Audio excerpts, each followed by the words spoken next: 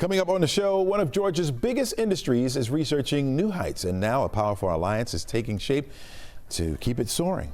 Also, there's a new slice of Georgia taking fresh fruit and turning it into something bigger. We're going to show you how one farmer's market is reshaping an entire community. And researchers at Georgia Tech are taking a hint from nature how seashells could be reshaping the future of plastic. This is The Take. Let's get it.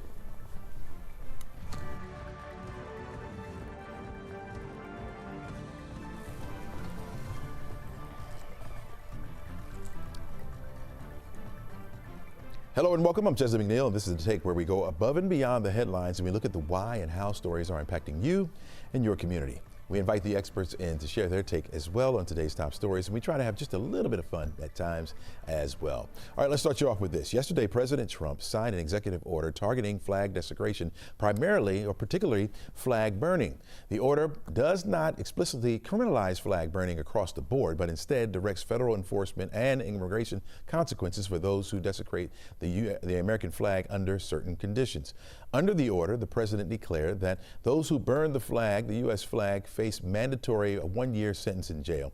Foreign nationals who desecrate the flag would risk visa revocation and deportation.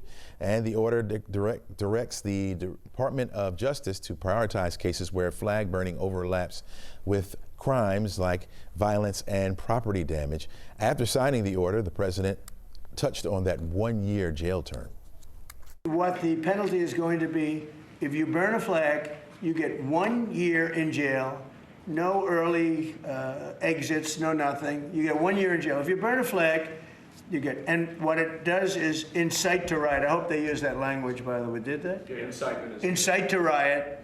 And you burn a flag, you get 1 year in jail. You don't get 10 years, you don't get 1 month. You get 1 year in jail, and it goes on your record. All right, here to help us understand it is friend of the show, Emory Political Science Professor Andrea Gillespie. Welcome to the show. Thanks for having me. All right, let's start off with this. The U.S. Supreme Court ruled in 1989 that burning the American flag as part of a protest was protected by the First Amendment. Why has the burning of the American flag garnered so much debate nowadays? Why is it such a flashpoint now? Well, I mean, it was a flashpoint in 1989 when Texas versus Johnson was decided. For many patriotic Americans, seeing their flag burned and desecrated is a sign of disrespect. They don't view it as a sign of speech. The Supreme Court has said otherwise, and we're all bound to that, and that includes President Trump. So what's the message that it sends, the White House is sending, and is willing to press against the decade of the First Amendment precedent?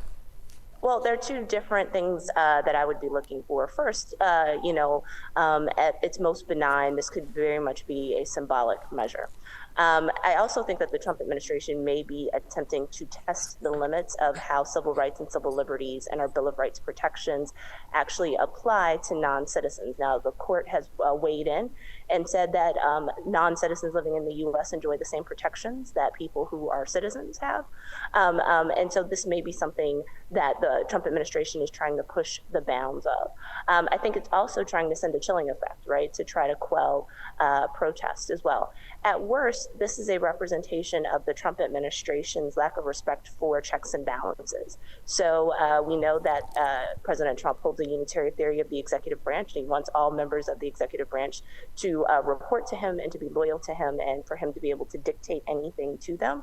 But we're also looking at the relationship between the executive branch and the co-equal legislative and judicial branches. And so if the Supreme Court says that something like flag burning is protected speech, then the executive branch is bound to honor that.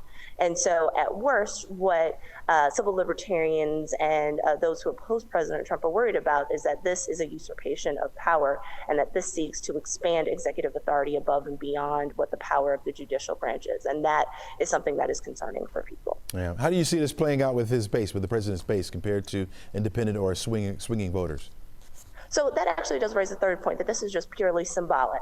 And so we know that the Republican Party, especially under Donald Trump, has taken the opportunity, every opportunity, to try to present itself as being the super patriotic party, the party of real Americans. And so by issuing an executive order against flag burning, this is something that would play well to the base because it seems like he is defending Americana. Mm-hmm. Do you see this maybe backfiring this executive order backfiring or by energizing opponents who see the government as overreaching here? Yes, I mean, you could already see that in terms of some of the rhetoric that, people are already discussing with respect to that. But I think, what the real test is going to be if somebody is actually prosecuted under this, whether or not they sue on First Amendment grounds and they use Texas versus Johnson as their precedent, and then seeing how that would actually be handled if there was a confrontation between the Trump White House and the Supreme Court over this particular issue. Yeah, this order singles out foreign nationals who burn the flag, possible deportation. How does this tie in with the immigration policy that we have in place now? Well, I mean, President Trump has had a very aggressive immigration policy in terms of identifying and collecting and deporting people who he's accused of being involved in crimes. And so I think that this is, twofold. Again, the Trump administration is raising questions about how many civil liberties he has to honor for people who are not U.S. citizens. Mm-hmm. And I think this is another instance of one of those tests and norms pushing that the Trump administration is particularly inclined to do. But then also it is about trying to quell dissent and trying to quell protest. And so there may be people who might have burned a flag in protest who might be, more timid and might not actually show up to protest some of these seizures of individuals who have, been in this country illegally and are deemed to have criminal convictions. Yeah, we have about 30 seconds left here. If or when this does get a chance to go to court, what kind of showdown over free speech protections do you see this playing out? This is one of those instances where we have seen the Supreme Court sometimes take different approaches with respect to precedent. I'm not a lawyer. I don't know of a situation in which I could see this precedent necessarily being overturned, but not everybody on the Supreme Court actually really agrees with stare decisis in the way that I see it. So stare decisis is the principle of letting prior precedents kind of govern decision-making going forward. So there may be some people who might give him a sympathetic ear on some of these issues, but there's still going to be stalwarts who are going to look at the original case and say that this isn't a question that flag burning is protected speech. Gotcha. All right, Professor, really appreciate you, Andrea Gillespie, for joining us. Thank you. Have a great day. All right, folks, don't go anywhere. We're back right after this. After deploying and arming National Guard troops in the nation's capital, President Trump is now threatening to do the same in other cities. Joining us now is NBC Washington correspondent Alice Barr. And Alice, hello to you. The president is drawing some sharp criticism now from state and local officials over this move. What have we heard so far? So it's an interesting moment because, of course, I'm in Washington, D.C., where President Trump has deployed National Guard troops and has the ability to do that because we're not inside of a state and there are certain, home rules set up for the way that the government runs here that allows him to have pretty broad latitude in what he can do. He's now talking about moving over just up the road into Baltimore and potentially deploying National Guard troops there. He's spoken a lot about Chicago. And of course, those two cities are within state government systems. We have Democratic governors of both of those states, Maryland and Illinois, Democratic mayors of the cities. We're talking about Baltimore and Chicago, and there are others, but these are the two that have gotten the most attention just lately. And so state and local officials in those states that are under sort of this scrutiny from President Trump have been very adamant that they don't think that the president has the legal authority to come in and to deploy National Guard troops to try to do the kind of takeover of the police department that he has done here in Washington. And so they're promising to push back and have had some kind of back and forth, sort of banter, but, with pretty serious tones. I'm thinking of Maryland Governor Wes Moore, who suggested that President Trump should come walk the streets of Baltimore with him. And if that he's not willing to do that, then he should just kind of back off and not be talking about the crime rate in Baltimore, the crime rate in Chicago, et cetera, which is what is spurring this movement to try to get more federal law enforcement and National Guard troops into these cities. Alice, it's probably understandable that he would talk about Baltimore. He has not mentioned Atlanta at all. But why Chicago? Why the focus on Chicago? Is it that crime rate that you just mentioned? Yeah, so Chicago certainly has long drawn headlines for the crime rate there. And we're hearing now from Chicago's mayor that there has been a 30% drop in murders, robberies, and shootings from last year in Chicago. But the city is still averaging more than one killing a day, with 3 homicides and 27 people shot just this weekend. And the mayor there said that his city does need more federal resources and partnership from the federal government. But what he called an unwarranted military takeover, he said, is not what his city needs. And then Governor J.B. Pritzker, the Democratic governor of Illinois, has been very sharp. He has called the potential takeover in Chicago a, quote, dangerous power grab, and referred to President Trump as a wannabe dictator. The president is pushing back on that. He said, quote, a lot of people are saying maybe we like a dictator. I don't like a dictator. I'm not a dictator. I'm a man with great common sense. And so that has been an interesting back and forth in Chicago, where, again, the President Trump has more than once said that that might be the next city that he's considering. He said, maybe we'll wait, maybe we'll just go ahead and do it, and we probably should, because he says Chicago needs the help. Is there any evidence that the troops and the added federal law enforcement in the D.C. area has made a difference?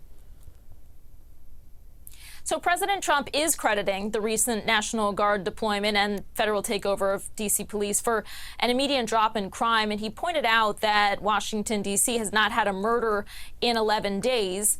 He said he thought that had not been the case for many years, though NBC did look back and saw that earlier this year, D.C. did go more than 2 weeks without a murder. So it's not unheard of, and probably too early to say, what effect the National Guard troops, the federal law enforcement are having actually, if that's what you can pinpoint for the crime, the fact that there has not been a murder, which of course everybody welcomes over the past 11 days. All right, Alice, thanks so much for joining us. Really appreciate it. All right, folks, seashells that are making plastics tougher. We'll talk about this and how it works when we return. Stay right there. Welcome back to the show. Researchers at Georgia Tech are cracking the code on making recycled plastic tougher and more reliable by turning to seashells. It's a discovery that could clean up our planet, even maybe help us build on the moon. With more is Chris Athanasu. He is the associate professor in the aerospace engineering department there and lead researcher on this project. Chris, welcome to the show. Thanks for having me. All right, what led to this sort of discovery? So I think the first question to ask is why this matters. So did you know that so far we're able to recycle less than 10% of the plastic that is annually produced? And we're talking about billions of tons of plastic annually produced. We have 10% that is being recycled. So we're thinking, how can we improve this? How can we push this envelope? And this is where it all started. So how does the seashell part come into it? Exactly, break that down for us, how that works. So that's an excellent question. One of the biggest barriers, one of the biggest challenges, scientific and technological challenges to recycle plastic materials is actually the fact that they have a lot of uncertainty in their performance and their behavior. And this is because materials are being used before, so they have history. Now we take those materials with this certain history and we recycle them. They have unpredictable behavior. So this is the technological challenge. And we were trying to think, what would be the key to solve this big problem? So we looked into nature. Sea cells, right? You can have sea cells in the US, in Europe, in Asia. Yet they are all very tough and strong materials. But if we had a special microscope and we were able to look on the material itself, the material is not anything, it has nothing spectacular itself. But there is some architecture that allows the material to be so tough and strong. So in the construction world, you can think of it like you have bricks and mortar, and together they can make a robust structure.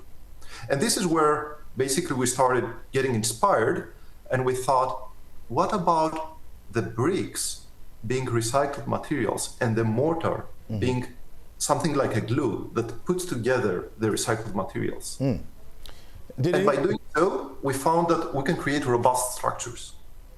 Did anything surprise you when you found out how seashell structure held up under so well under pressure? Yeah, that was an amazing fundamental understanding. This happened about 20 years ago. The fact that seashells are so strong and tough, so there's been a lot of researchers in the US and around the world that have been looking into this, and we're the first to apply this concept for recycled plastics. Wow. You said earlier that only 10% of the world's plastic gets recycled. How much could your research make a dent in that number? That's a great question. So 10% of the plastic is being recycled right now. Of course, this is not only has environmental implications because most of the plastics that are not recycled ends up in the landfill, but also it can help us save money. And this is because by reusing material, by recycling material, we can drive down manufacturing costs. We can use cheaper materials, which eventually ends up in a lower cost in the final product. So the consumer will see a lower price, right? So for those with our technology, we cannot yet put a number on like how far we can push this 10%. We dream that we can go like more than twice or 3 times this, but this is work under development. Yeah. So for the average everyday consumer right here in Atlanta, what does that mean for the kind of package or plastic goods they see on the shelves? Yeah, so it can mean up to 50% reduction in the price. So we targeted so we created the concept, and the first application we thought about applying this concept is plastic wrap stretch material. So the one that you use to package your food or your drinks. So this is a material that is widely used in our everyday lives. Tons of materials of plastic like this is being used and is thrown away. So we thought, why don't we use for a packaging application our new concept? And based on the calculations that we did, if we were to apply this and scale this, we would drop the price by 50% in the packaging of our materials. All right. Chris Athanasu, thanks so much for joining us. Really appreciate it. And hope it works. Want to save that money and better the planet. Thanks so much. All right, folks, who is more financially stressed? Is it men or women? We're going to discuss that a little bit later on in the show. But coming up right after the break, we'll have expert Morgan Ward joining us to tell us how people are spending their money today. I know how I'm spending mine. We'll be back right after this. At a time when every dollar has to be stretched even further, seems like more shoppers are turning to products that can do it all. Time to bring in friend of the show, Morgan Ward, consumer expert. Welcome back. Good to see you. Thank you. Hi, Chesley. All right. Is it true that people are really looking for air fryers and skincare products that can do more for them? I mean, yes. Not those two together, luckily, but yes, we're more likely to buy products now that do multiple functions. And as we've talked about before, people are trying to be conservative with how they spend. So they're more willing to buy products that do multiple functions at once, or at least multiple functions that they all need to get accomplished, and so they can do it in one product. Is there one particular product or something that has surprised you that it can do all in one thing? I mean, what have you seen lately out there? Gosh, it's across product categories, actually. Everything from BB creams that are moisturizers and SPF and skin tint to appliances. I don't know if you've seen like the Ninja Foodie 14-in-1. It does literally everything. It pressure cooks, it air fries, it dehydrates, it steams, it slow cooks. It does literally anything you would need in the refrigerator. Even food and beverages, you can buy drinks that are prebiotics and postbiotics, and bars that are both a snack and a protein and a supplement. So we do it across categories, and that way you can justify spending more and also getting more, but just in one individual product. Yeah, makes sense. We keep hearing that people would rather buy a trip or go to a concert than buy a new gadget. What's driving that shift? Again, I think people at least have the intuition that we have more memories and meaning embedded in our experiences over products. So people are trying to get those bucket list experience is done. So if you wanted to see Cher in concert or get to the Maldives or jump out of a plane at 10,000 feet, people are putting their money towards those more meaningful experiences over buying, their like dream car. And I think it's mostly because people feel like they actually get more out of that experience over a product. So a Cher concert, you mentioned a Cher concert or jumping out of a plane. Is that what people are really doing? What other experiences are they looking forward to? It's across, again, a multitude. So it's everything from experiential food, like dining in the dark is one I've heard lately. So you actually can't see the food, but you can experience it entirely.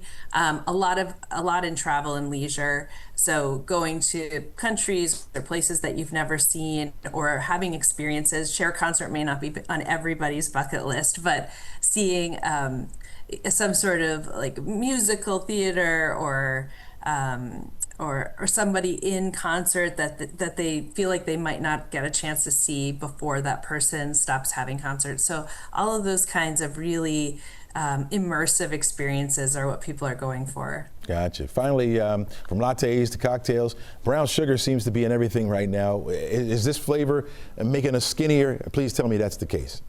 It is not making us skinnier, but it is a nostalgic flavor, and most of us have had brown sugar growing up, so it's a way of kind of connecting to the past, and especially when people are feeling a little anxiety, having those comfort flavors and comfort foods seems to make people feel a little bit more at home or a little more safe. And so basically in the culinary world, it's been added to everything from teas to baked goods to even cocktails. I've seen sauces, and you kind of get that hint of childhood while you're eating. And so, yeah, the 2025 flavor of the year. Wow, nice. So you, real quickly, you think it's more about the flavor or just that going back in the day? Oh, I think that it's about how that flavor connects you back to childhood when you probably were eating sort of more basic, more fattening rich foods. And so for most people, that association is from a time when they felt comforted and safe. So not just the flavor, but how the flavor reminds you of a time. Gotcha. All right, Morgan Moore, thanks so much for joining us. Really appreciate it. I'll go get me some brown sugar today. Take care. Folks, don't go anywhere. We're back right after this. This is The Take. We'll be back.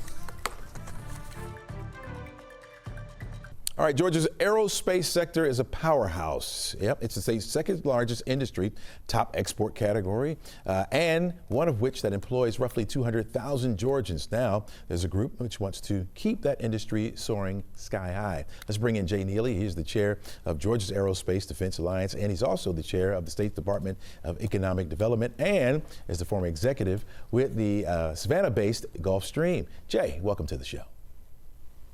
Thanks for having me. All right. Why did this and others feel, why do you and others feel that this is the right time to form this alliance?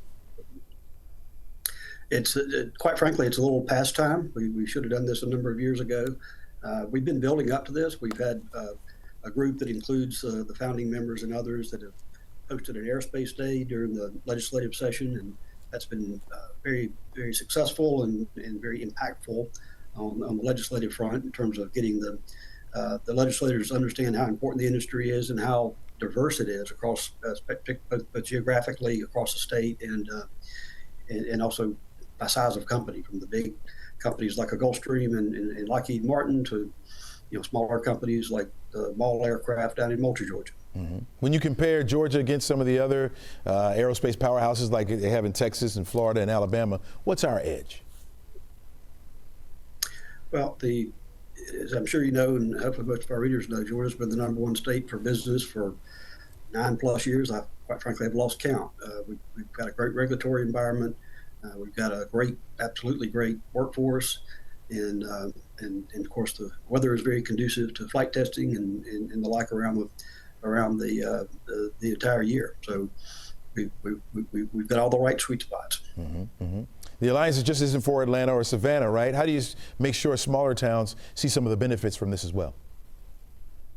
No, actually, that's a point I really want to emphasize: is that the bigger companies and the companies in the larger metropolitan areas already have a fair amount of visibility, and although the bigger companies are certainly core to our operations, we're really focused on the smaller companies and helping them be a resource for them, and be a resource for them in terms of networking with other aerospace and defense companies across the state, and then also being a voice for them, not only with the legislature, but also with the educational system, technical college system, the university system of Georgia, Mercer University, and others, to help make sure that those, among other things, that those educational institutions are meeting the needs of not just the big operators, but also the smaller ones and across the state. I've already mentioned Mall down in Southwest Georgia. Albany has Thrush Aircraft, Stambaugh Aviation in Brunswick, and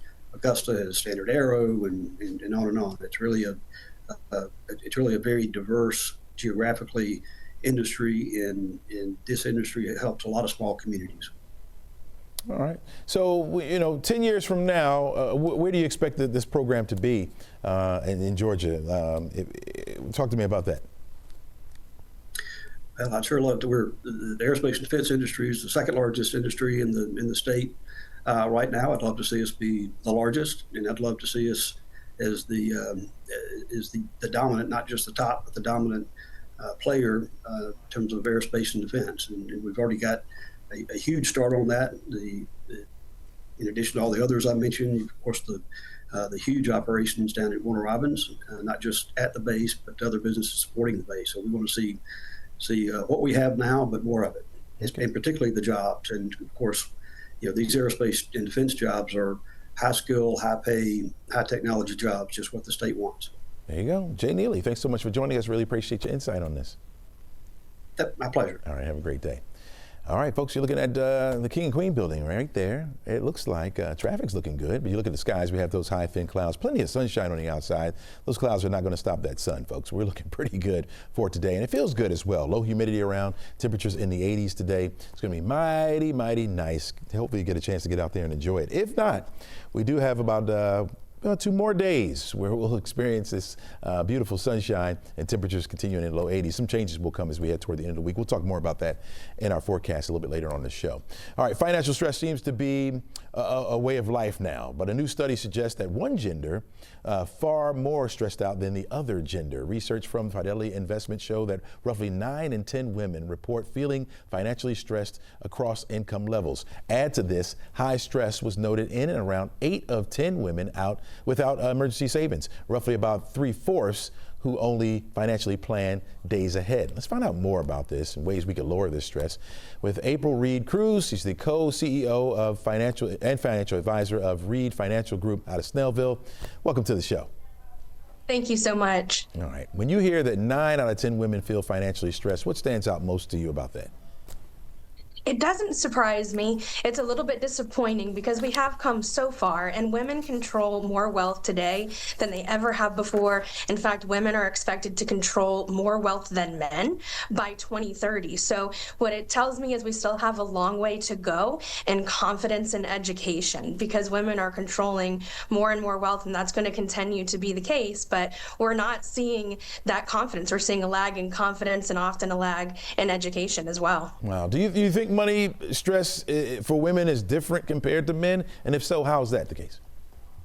Absolutely. It's a social norm, and has been for quite some time, that a lot of times what we're seeing is men control the finances of the household. They're the financial decision makers. And so for those who are married, that's just not been their role. The divide and conquer can kind of backfire a bit on this one. And what we see also is gender pay gap. Women still who are working full time are at 83% of the salary of men who are full time. We see caregiving roles, both as a mother, so through motherhood, whether that is a reduction of the capacity of your work to part-time work, gaps in the workforce, or also now what we're seeing a lot of too is women also become caregivers for their parents. So they're kind of getting it on both ends and causing these gaps in the financial aspect as well, as far as earnings power and that being really the primary focus. So our encouragement is that women should really become involved as early as possible, even if it's not their primary role in the household. What are some of the warning signs you see amongst your clients that they are getting too stressed over this thing? A lot of times people, when they're stressed into inaction. And that can be one of the worst things that we can do. It can seem like such a daunting task to try to cross off some of these lists, saving 10 to 15%, establishing an adequate emergency reserve, that sometimes that laundry list of things to do, so to speak, just seems too daunting. And so we don't start. That's probably the biggest warning sign that I see, or people who will say things to me like, this is something that I'm not comfortable with. I don't understand it, and I don't know where to turn. So when you feel that way, the recommendation is start small, find a mentor or maybe even a financial service professional to really help hold you accountable and help you through that education and action item process. Yeah, life itself seems to be stressful. How much would you say the financial stress is rooted in these everyday things, prices going up, gas, groceries, all these things, everyday expenses? How much is rooted in that? A lot of it is. Over the last 5 years, we've seen numbers soar as far as inflation goes. The cost of living across the board is just astronomical for a lot of people, especially those who we work with who often are on a fixed income, who are retired or preparing to be on a fixed income. Home prices have continued to increase, and with that, property tax increases. We've seen homeowners insurance increases. So across the board, significant increases that are stress for people. We encourage you to really take a look at where you might be able to cut back on subscriptions, negotiate some of those rates, look at some competitors. It can really, some of those small action steps can really help alleviate some of that stress. All right, April, we got 20 seconds left. Tell me what gives you hope when you look at how women are handling money today. I am so encouraged at how women are really taking the reins with education and hungry for more education. It's a passion that I love. A lot of women are forced into it with widowhood or divorce. And I'm starting to see a shift in that the interest is coming sooner, which is fantastic. All right, April Reed-Cruz, really appreciate you joining us today. Thanks for your insight. Thank you so much. All right, not a problem. A major shakeup for the Federal Reserve. We're going to discuss that when we come back. Stay right there. Welcome back to the show. A major shakeup at the Federal Reserve. President Trump has dismissed one of its governors. CNN's Marigold Collective joins us now from the NASDAQ market site in New York. Good morning to you, Marigold. We're talking about Lisa Cook here. Good morning. We're talking about Lisa Cook here. The president seems to have been signaling this for a while. Talk to us more about it. Well, it's also a historic move, Chesley. The president's firing of Fed Governor Lisa Cook is a first in the institution's 111-year history, and it escalates the ongoing friction between Trump and the Fed. Now, he frequently admonishes Chairman Jerome Powell over his opposition to cutting interest rates while inflation remains over the Fed's target of 2%. Lisa Cook joined the Fed's board of governors in 2022 and is the first African-American woman to do so. Trump recently accused Cook of committing mortgage fraud, and a DOJ investigation could be coming. However, Cook has not been charged with any wrongdoing. In a letter to CNN Monday from her lawyers, Cook said she will not resign and Trump has no authority to remove her. It's going to be an ongoing fight here. We're going to see how this one plays out. All right, so the White House seems to be targeting tariffs once again in China, but this is rare earth magnets?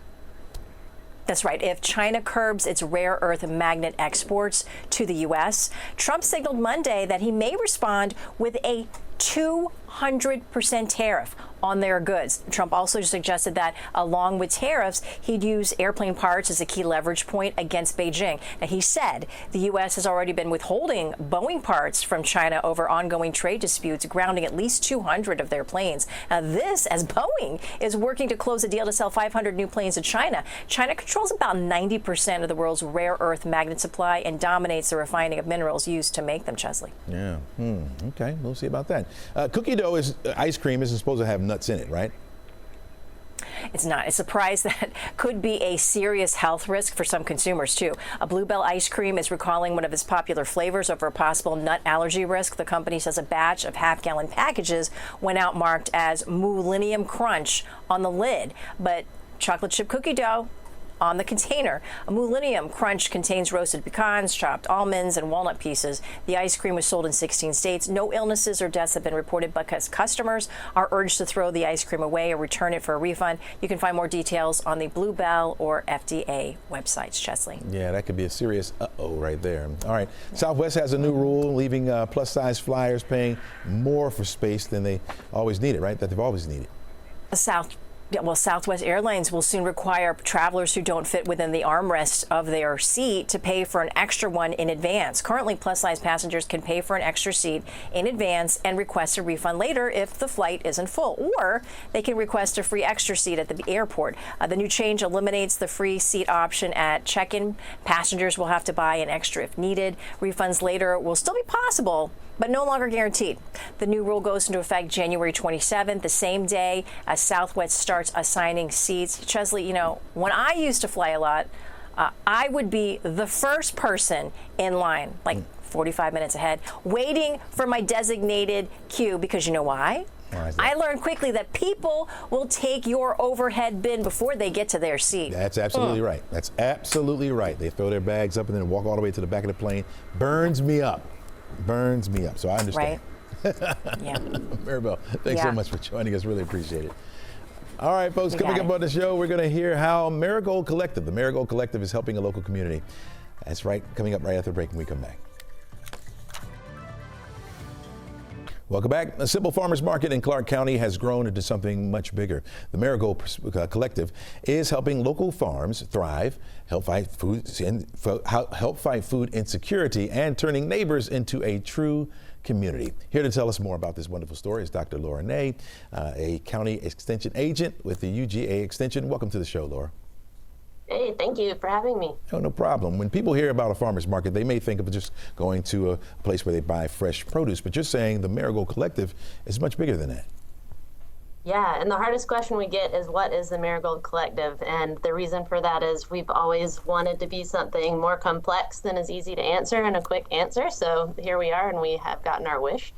It began as a way to address building a healthy food system within a small community. The city of Winterville is where we're located, and really it's been a tremendous collaboration with the city itself. I really think that's why it's been possible to do what we've been able to do. And it's a unique program and organization that I've never really seen anything like it, where we're addressing, and the community is addressing, the food system through all of its components, not just providing a market where fresh food is available. And that is everything from the land where the food is grown, the people that are going to be consuming that food, issues of food waste, education within the community, the growers, and everything in between. It's really something special. Yeah, this is just outside of Athens in Winterville, right? From your perspective, when you walk through that market on a Saturday morning, what's the feeling you get from the community there?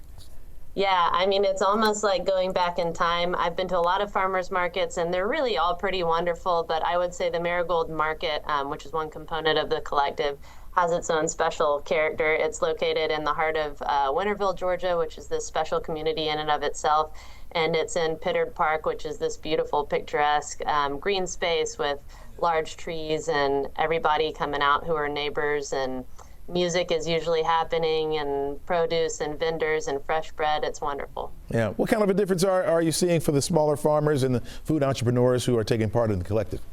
Yeah, that's a great question. So I think something that has been really fun to work on with this organization as an agriculture agent and somebody who's really invested in developing the producers themselves and local production is that this market and the collective itself has been focused on incubating smaller producers and newer producers. We have some more established folks that sell their produce with us, but this market has really helped young, in terms of newly established producers, get their feet under them, and they've created a network within themselves, and everybody helps each other. And there's been a lot of things that the organization has done to help lower barriers to be able to start selling and start producing their food. So that's been something that's been really neat to see. Yeah. What's the hot item there right now? What food sells the fastest?